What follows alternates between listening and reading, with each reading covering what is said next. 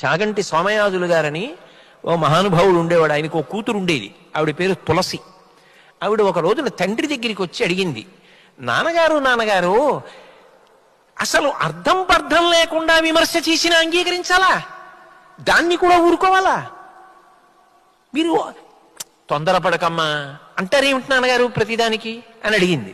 అడిగితే ఆయన అన్నారు, అమ్మా నువ్వు రాసిన విషయం ఏదైనా ఇలా పట్టరావు ఓ కాగితం అన్నారు. ఆవిడ వ్రాస్తూ ఉండేవారు వ్యాసాలు. ఓ కాగితం పట్టుకొచ్చింది. నేను అడిగింది ఏమిటి, నాన్నగారు చెప్తున్నది ఏమిటని విసుక్కుని.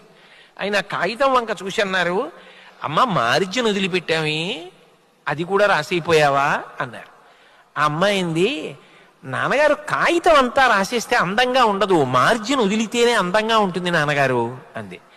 అమ్మ కాగితం మీద 10 వాక్యాలు వ్రాయవలసి వస్తేనే మార్జిన్ వదిలేవే, జీవితం అందంగా ఉండాలన్నా మార్జిన్ వదలాలమ్మా. అక్కర్లేని విషయాలు నీ మీద అన్నవాళ్ళని వదిలేయడం కూడా